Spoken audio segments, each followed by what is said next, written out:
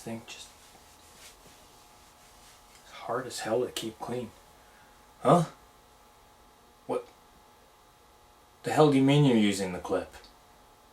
No. We said that was strictly just for shits and giggles for us. We recorded that whole thing, and it was meant to just be something that we could sit and laugh at. No, you can't use it. It's terrible. You already put it in. It's already done. Well, that's just fuck.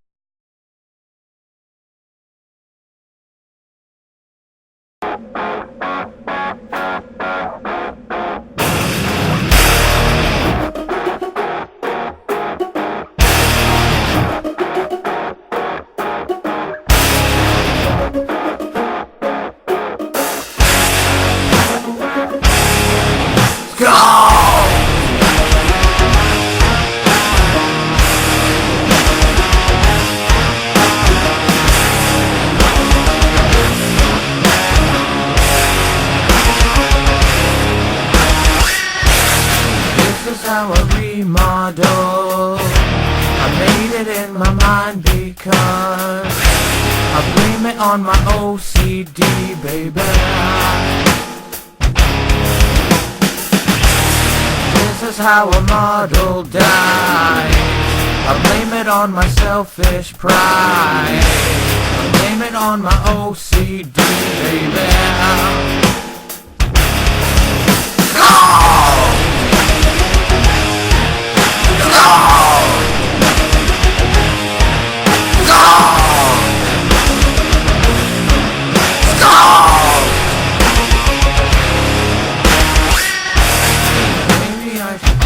For help, maybe I should melt this down.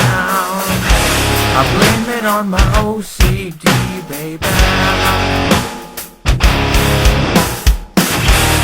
Maybe I'm a different breed. Maybe I'm not listening.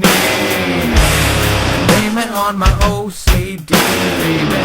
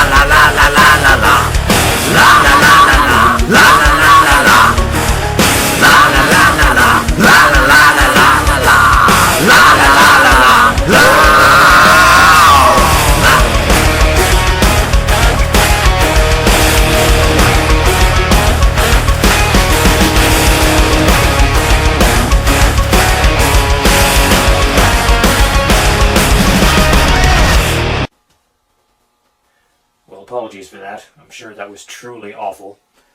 Anyways, in this video, I'm going to show you how to fill all of the gaps. All of them.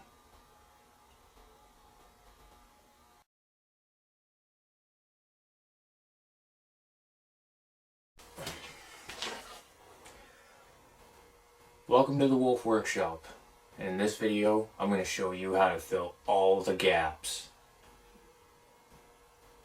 All the gaps. Who writes this stuff?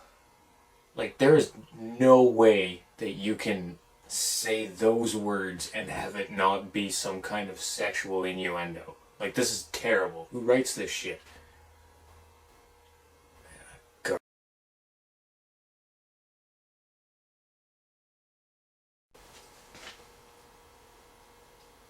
Welcome to the Wolf Workshop, and in this episode, we're gonna fill all the gaps. No, it can't be done. This is awful. Well, there's only one thing left to do.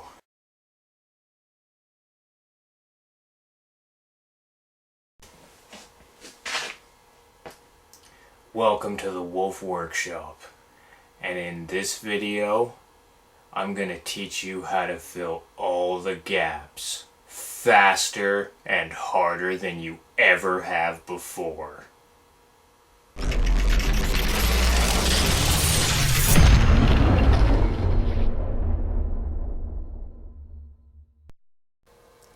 Alright, so filling gaps. Let's do it. Alright, so the miniature that is in front of me is from Mersha Miniatures. It's from their latest Kickstarter, which is just like going out to backers now.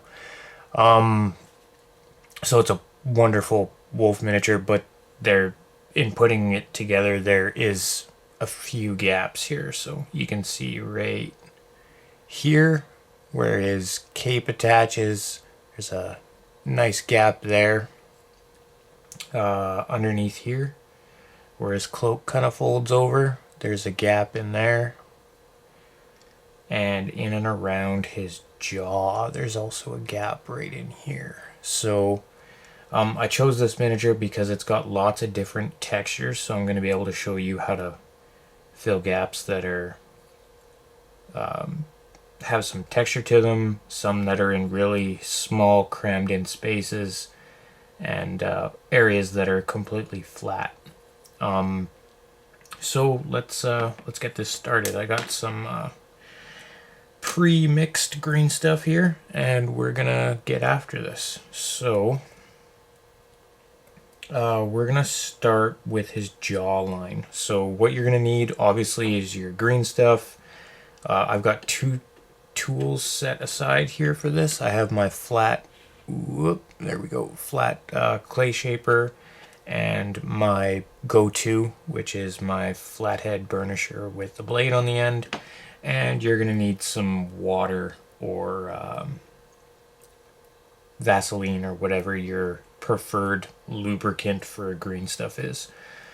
Okay, so first thing, we're gonna just tear off a little tiny piece of green stuff, super tiny.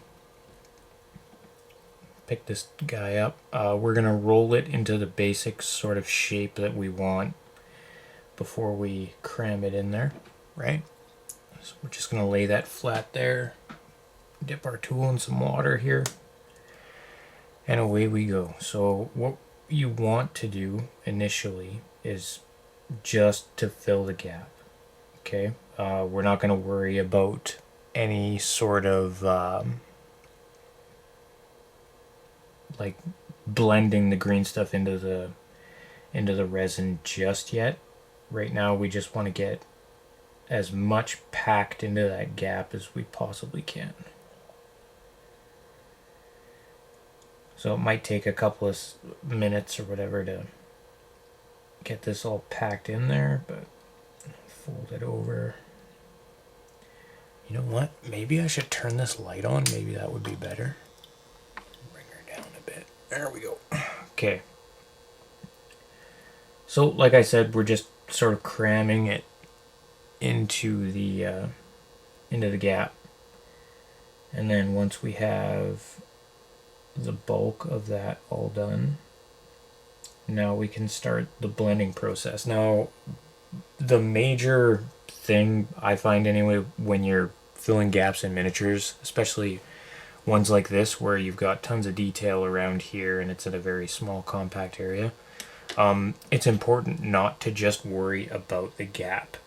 Most of the time you're gonna want to sculpt not only where the gap itself is, but the area around it as well. And everything's in the way. So for instance here, we're going to need to blend it into like his sort of mane he's got going on here. So we're going to have to sort of feather that in. So yeah, we're basically going to do that right now. I'm just going to bring this a little closer. Hopefully it stays in focus. There we go. And so what I'm going to do here is the gap is like right on his jaw. So we're just going to make a mark quickly where the corner of his mouth is.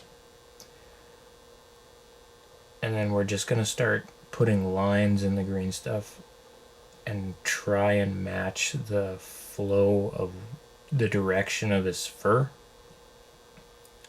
Now normally with regular miniatures you're not going to have to deal with this. A lot of the time you don't have to put like, you don't have to fill a gap in and around the mouth where the area is going to be so tight, but just in case I figured, you know, this would be good just to show you guys how to do this kind of thing in a tight area. So again, we're just going to go over and we're going to do the exact same thing on the opposite side. So we're just going to pull this so that the corner of his mouth is all good.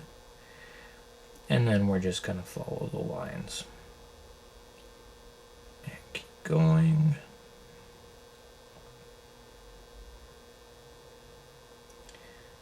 Blending this in, and the goal here is that once this is painted, you're not going to be able to tell that there was a gap filled there at all. Okay, so there is the first one filled. And now we're going to move on to the next one, which is going to be this bad boy right here. So this one runs the entire length of, or the width of his cloak. And there is a ton of texture in here because the cloak is made of fur. So yeah. So first things first, get our pinch of green stuff off here.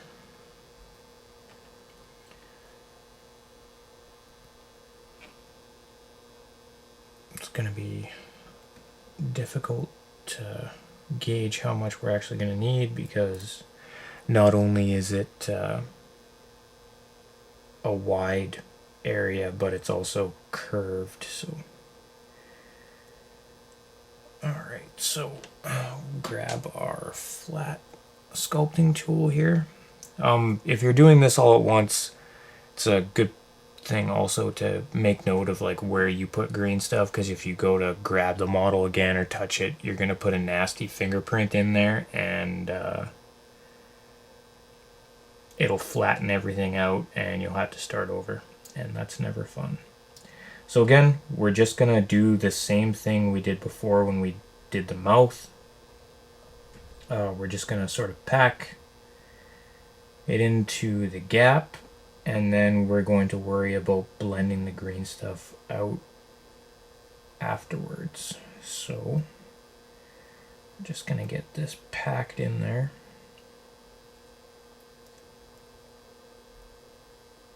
And when you're doing this too, this is excellent practice as well. If you've got, especially when it's something like this where it's like embedded in fur, it's a good chance to practice your other sculpting, like practice sculpting fur and whatnot, because doing this is basically what it allows you to do is you're essentially tracing.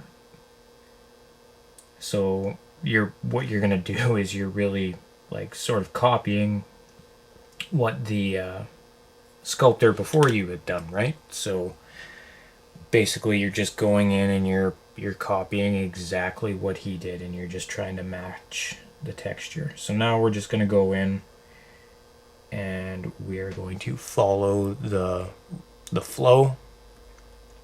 We're going to get in there and just make sure that all of our lines in the fur match up with the fur that's already there. Some areas are going to be more difficult than others, but the end result will typically be the same. And if you find yourself like filling gaps and you have like too much access, you can always just trim it off, or what I tend to do mostly is I'll just pack it in again. Like I'll do another round, make sure that the green stuff is like as deep as it possibly can go into the gap in the miniature, and then start my blending directly after that. So again, we're just following the lines of the fur that's already there. It's pretty simple. Gap filling is an essential tool to have in your toolbox, because almost every miniature you get, it's getting less obvious as it was a few years ago, but still gaps can happen, and when you're especially when you're converting miniatures and things like that. Ooh, we were way out there, sorry guys. Okay, so there's the final result. You can see our gap is filled and all of the texture is put back in there. Okay, so now we are going to move on to the most difficult kind of gap to fill, and that is the gap that is in a completely flat area. So you'll find this a lot with like armor panels on vehicles, things of that nature. Sometimes cloaks, shoulder pads, things like that. And basically what we're going to do here is the exact same thing. We're going to take our flat tool first, and we're going to pack it into the gap. And what I'm going to attempt to do here is to show you guys how you can fill a gap without having to go back and sand it afterwards. Okay, so this is how I always do things. I next to never use sandpaper ever when I'm doing conversions, or using, well, when I use green stuff ever. I very, very, very almost never use sandpaper. I just don't like how the green stuff looks after it has been sanded. It just has a weird texture to it. It's odd. It's hard to explain, but yeah. Okay, so there we go. We got the gap filled, but now we have the problem of where this flat meets our green stuff, so that it's created a whole other seam essentially. So we need to blend and feather that out, and this is where we come down to, you're not worrying about just the gap itself, you're also worrying about the area around the gap, because essentially you're wanting to blend this and make this a seamless thing, right? So what we're going to do is we're just going to take our flat clay shaper here, and we're just going to gently press and nudge the green stuff up the cloak until there is essentially no seam. Okay, and this may take a few minutes. It may take a little longer. It may take multiple passes. But you will get there eventually. Okay? And then we're just gonna blend down in the other direction to try and flatten out this other side.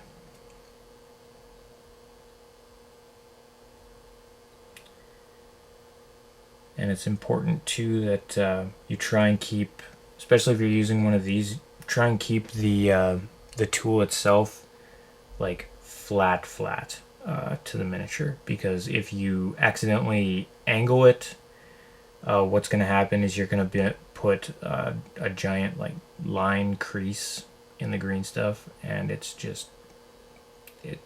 going to put you back a couple of minutes.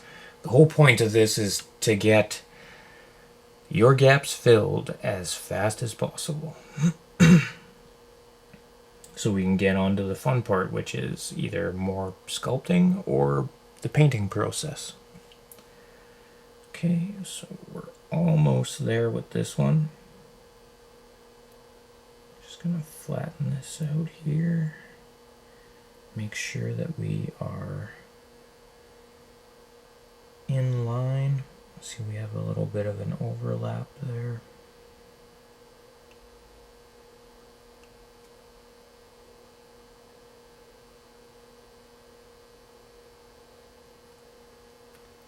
Okay, and there is that gap filled.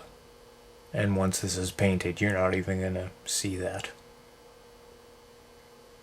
Okay, so that is essentially the basics. Okay, there is many different kinds of gaps that you will have in your miniatures, and they can all be filled in pretty much this exact same way. There's other products that you can use. There's like Vallejo does like a putty that you can use. I've never tried it just because I always have green stuff laying around.